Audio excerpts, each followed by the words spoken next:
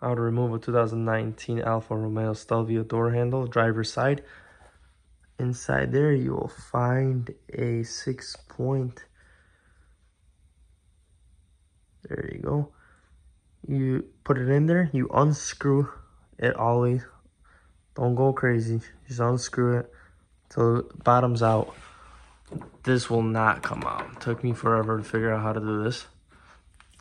By the way, the handle will be in there at this time.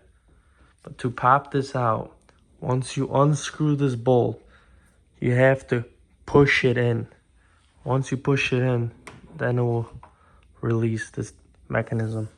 No one's showing me that on YouTube. I've been trying to take this door apart, figure it out, but that's how you do it.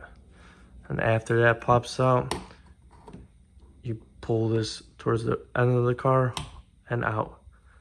And you disconnect your sensor, and there goes your door handle.